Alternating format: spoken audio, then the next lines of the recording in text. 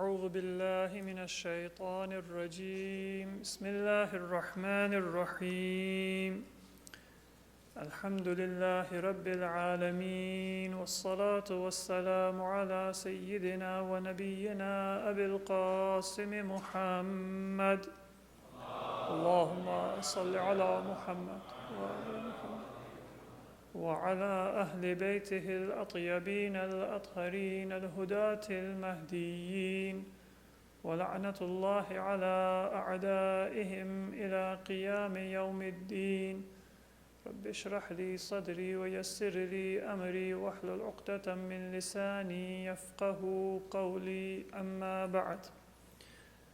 Dear brothers and sisters, Assalamu alaikum wa rahmatullahi wa barakatuh.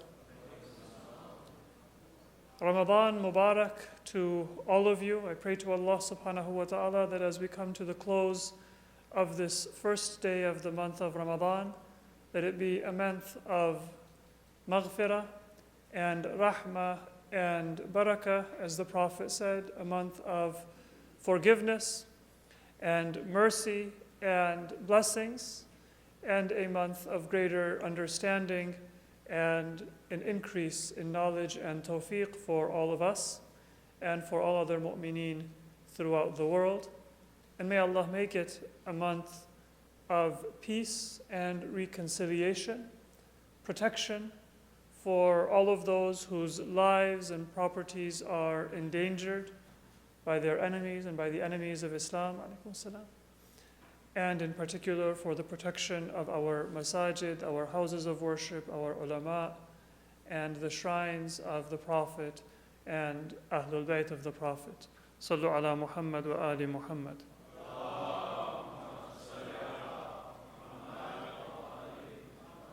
During the nights that we will be together in the coming days of the month of Ramadan, I have one task that I would like to put before myself and for all of us, and inshallah together we will develop a bit of progress in accomplishing one goal, which is for us to develop a bit more of an intimate familiarity with the nature of the Islamic message and the nature of the change that Islam wants to bring about in each and every one of us. And that is something that the month of Ramadan in particular is special for. If you think about our acts of worship, we have different types of acts of worship within Islam, and they appeal to different types of people. So there are some people, if you tell them that salat, in addition to being an obligation, is recommended, then they are not very interested in the nawafil, in doing wudu, in doing salatul layl, in doing additional prayers. But if you tell them about a gathering of remembrance for Imam Hussein alayhi salam, then that same person who might not be enthusiastic about praying other than their wajib prayers, and in some cases they may not even be that careful about their wajib prayers, they might come enthusiastically and willingly for a gathering of remembrance of Ahlul Bayt alayhimus salatu wassalam. There are some people who will give their khums and their zakat willingly and punctually, and there are other people who come to their local alim and they say, so tell me, how can I minimize my khums liability or my zakat liability? The question is a mistake, because khums is not a liability, just like salat is not a liability, and hajj is not a liability, and fasting is not a liability. All of them are investments, and all of them are things that we pay into in order to reap benefit from. And the benefit that we get is much more than what we put into it. But there are some people for whom that seems to be a difficult thing, and they can never reconcile themselves with zakat and with khums. And then even there are some people for whom fitrah is a difficult burden. I have actually had that question. that how much is the fitrah this year?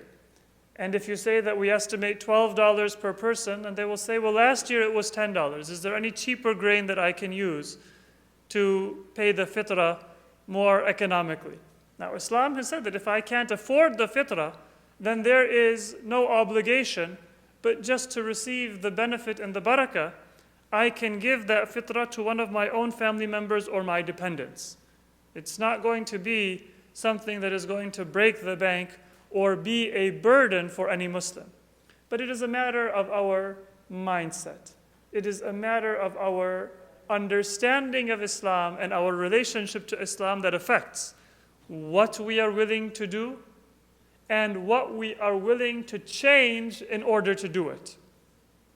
So for some of us, until we perform our Islamic obligations, we feel that we have a debt and we need to repay it. And sometimes there might be things that are just as important, and I consider myself to be a good Muslim and you consider yourself to be a good Muslim, but we don't even realize that something is going on that we are liable for. Generally, those of us who are here in the masjid are probably people who pray. And therefore, if the time for prayer comes and you have not yet said your prayer, or if you were out walking and a dog brushed up against your pants and now your clothes are najis, and you need to pray, then there will be something going on in your mind. Where can I go to change? Where can I go to shower? Where can I go to do wudu? How can I pray? And that's always on our mind when the time for prayer comes. And that means that we have been well trained, either by our parents, by our teachers, or by our own efforts. But then, if there is maybe a gathering where people are making fun of somebody, where there is gossip, or there is backbiting, and are we as concerned about our purity? Do we feel like this is a gathering where at any moment divine punishment may come down and we have to flee? In many cases, we will find that when the time for prayer comes, and these days it's your smartphone application that's going to go and give you a reminder and you realize that it is the time for prayer, that brings now our mind into motion and we're thinking, what should we do? But when it comes to many of the other attributes that Islam wants us to develop and requires us to develop, we're not thinking about them. Now, akhlaqi issues, we're all familiar with. But these days, it's not just our ibadat, and it is not just our akhlaqi issues, but there are many other issues that are confronting you and me, our young and our old members of the community. And those deal with the reputation of Islam, with the image of Islam, with the image and the reputation of Muslim communities.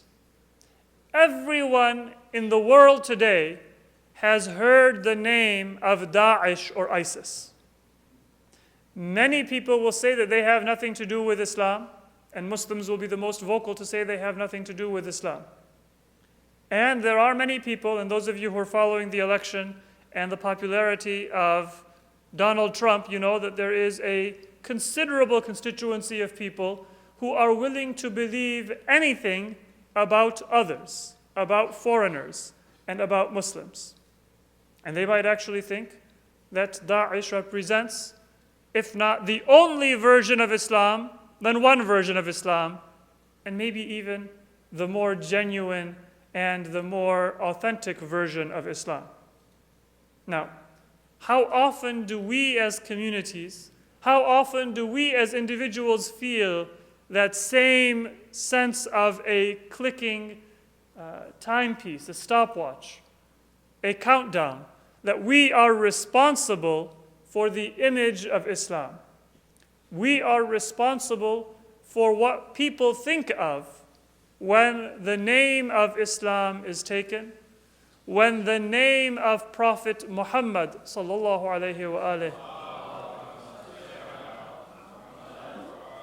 is taken, when any of the rituals or the acts of worship of Islam are mentioned. This is perhaps one of the most important challenges that we face today, and that our communities and our masajid are going to continue to face. Those of you who may have been born in America, those of you who may have lived in this country for decades, you will appreciate that Donald Trump is not something that could have happened in a normal society or in a healthy society or even in the America of 10 years ago or 20 years ago or 30 years ago. It would have been inconceivable. It would have been a laughingstock. You have, for example, invitations in foreign countries and in particular in Europe, where a Muslim head of state is invited, and there is going to be an official dinner given for a Muslim head of state. And one of the customs of that country is to have alcohol on the table.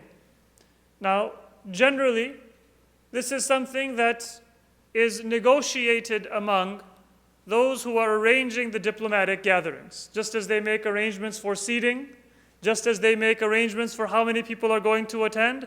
They will make sure that if it is a Muslim head of state and that Muslim head of state eats only dhabiha, then the meal will not be pork or non-dhabiha meat. And these accommodations are made throughout the world. How often have you heard in the past, however, that people will say, I don't care if you are not permitted to sit at a table where wine is being served or consumed.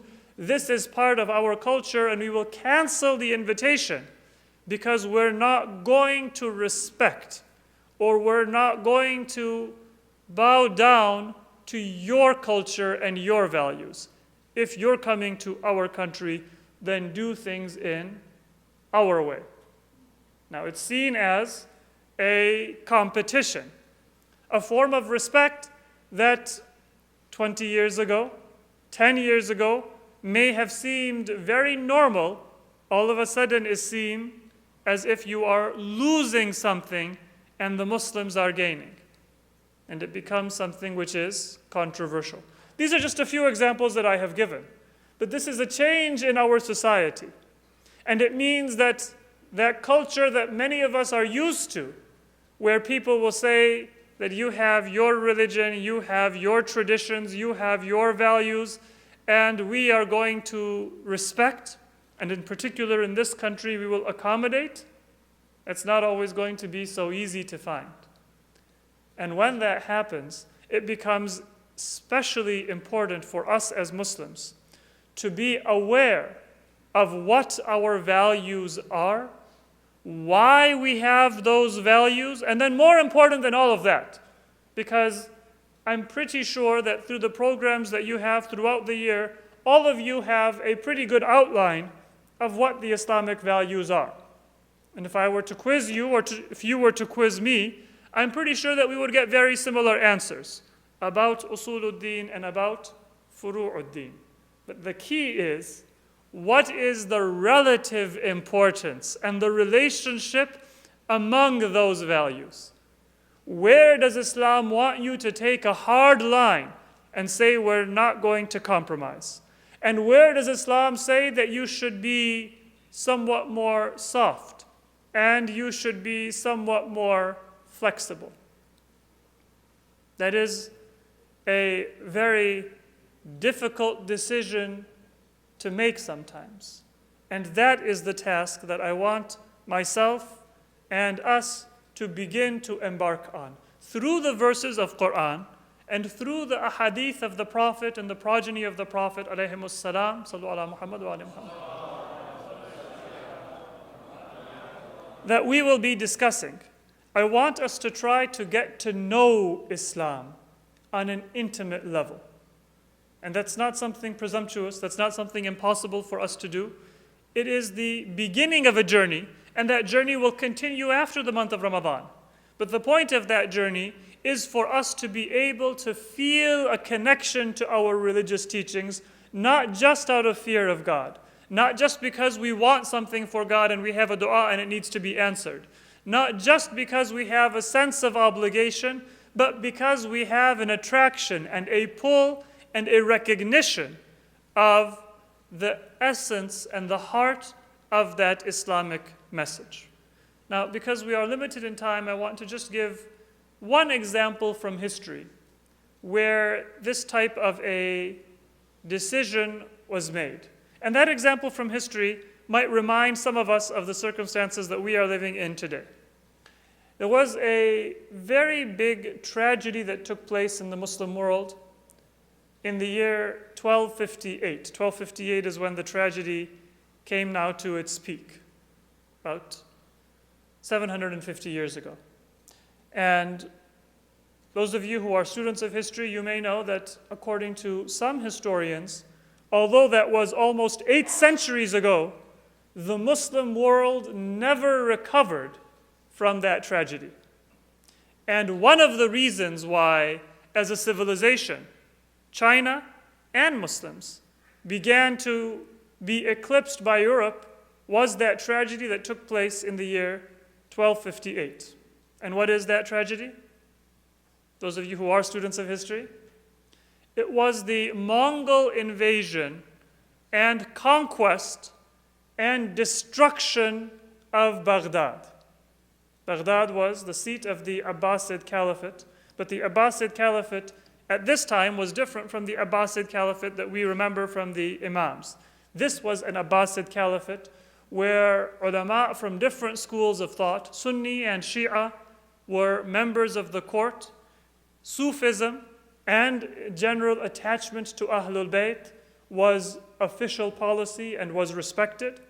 The Caliph was still a member of the house of Banu al-Abbas, but he represented in some form the Islamic civilization as it was in that time.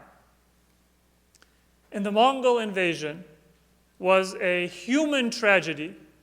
Hundreds of thousands of people were put to death. It was a scholarly tragedy because the Tigris River that is at the edge of Baghdad, it was said that so many books were thrown in the river that the river turned black from the ink that dissolved from those books. Books that had been written, that had been collected for hundreds of years, were destroyed in the space of a few days. Religious knowledge, scientific knowledge, medical knowledge, all forms of knowledge that had been accumulated. And in other days, the river flowed red with the blood of those who had been put to death. And so it was a very major event, not just for the city, but for the entire Muslim world. And because we're not talking about history, I want to just give us the picture so we understand what comes next. Who is that Mongol tyrant who comes into Baghdad as a conqueror? It is Halagu Khan, or Halaku Khan as we know him in the Islamic languages. He comes in and he calls together all of the ulama, all of the fuqaha, all of the prominent Muslims, Shia and Sunni, and he says, after he has now conquered the city, destroyed Baghdad after having destroyed many other Muslim cities and societies from Central Asia to Persia and now into the heartland of Islam in Iraq. And after having arrested and then put to death, or imprisoned at this time and later put to death the Abbasid Caliph, after having utterly destroyed any sense of honor and civilization and humanity, he puts a question to those ulama and those fuqaha. He says, is it better to have a Muslim ruler who is unjust, or a non-Muslim ruler who is going to apply justice? Now this is Halagu Khan. In Islamic languages, in Arabic and Persian and Urdu, he's known as Halaku Khan. And that's not actually the proper pronunciation of his name, but halak is the Arabic word for annihilation. And so it was a slight change to the name because he represented halak and annihilation for Islamic civilization. As I've said, some historians have said that Iran and Iraq and Central Asia did not recover until today from the totality of destruction of culture and science and society and people that were caused by Halaku Khan. Now, he gives this question to the people. And it is said that although everybody was afraid of their life, there was no one in that court among the Muslims who dared to give any kind of an answer.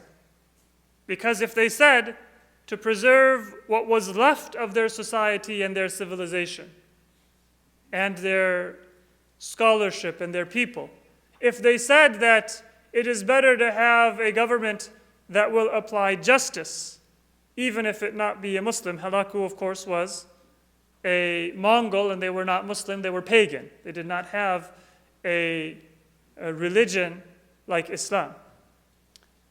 If they were to say that, then they would be traitors to their religion. And if they were to say that, well, it is more important to be Muslim, even if you be oppressive, then they were not just signing their own death sentence, but it would mean that even those people who had been perhaps spared until now, they would also be put to death. So what do you do? And there is one scholar, he was a Shi'i scholar, he was also a descendant of Imam Ali and Lady Fatima, Sayyid ibn Tawus, Ali ibn Musa Radiyuddin ibn Tawus, the author of a very well-known book of du'as, Iqbalul A'mal. Some of those du'as Shaykh Abbas Qummi quotes in Mafatihul Jinan. The author of Al-Luhuf ala Qatl al-Tufuf, a book of Maqtal of Imam Hussein alayhi salam, and one of the more well-regarded books of Maqtal that is used even by scholars and by ulama today. He said that it is better to have a society that is governed by justice, regardless of whether the ruler is a Muslim or not. And once he said that, then all of the other jurists and scholars, they also signed onto that document, Sunni and Shia. Now, why did he have that credibility? Because he was somebody who, until that time, had refused government positions because of his personal piety. So people knew that he was not afraid of death. He was not looking for wealth. He was not looking for power. But he was somebody who was not just a scholar, but had a very strong spiritual presence. And if you look at the biography, and I'm out of time, so I won't say it now, but if you look at the biography of Sayyid ibn Tawus, he had that ghaira, he had that shaja'ah, but he also had a reputation for knowing the du'as of Ahlul Bayt, of being a particularly spiritual and pious person. If a jurist with the most learning had said that, people might have said, well, he's just doing it to preserve his life. He used to be the qadi of the Abbasids, and now he wants to be the chief minister of the Mongols, and it might not have solved the problem. And so what we see is that through that intervention by Sayyid ibn Tawus, there was a bit of a change that took place. And after that total destruction, now there was also a period of rebuilding. And the remnants of Muslim civilization were able to keep their heritage, some of their books, and be able to begin to rebuild what had been destroyed. Now, I mentioned that example in some detail because there are many people, and I know you're looking at your watches, and I will conclude in just a minute or two. There are many people today who also look at Islam's situation today and they say that we are in a very vulnerable position. And they sometimes lose hope. One of the best remedies that I can think of for people who have been alienated from Islam because of what enemies Islam has and how much propaganda there is look at Islamic history. Not just at the wars, not just at the destruction, not just at the harm, but look at how Islam was able to pick up and rebuild after the most vicious events that many other civilizations were destroyed when they had simply a whiff or a slight fragrance or a slight smell of some of those problems. And if we see what was it that allowed Islam to come back and to rebuild and to renovate and to strengthen its house, then you and I will get inspiration for what our task is today. My final message, brothers and sisters, is that it is not the job of the ulama. It is not the job of the elders. It is not the job of the wealthy. It is not the job of any one group within the Muslim community to be responsible for the preservation and the protection of Islamic values and the Islamic message. But it is the job of the collective, of the ummah. Every one of us has to find what is our role and to help others who also have the same task.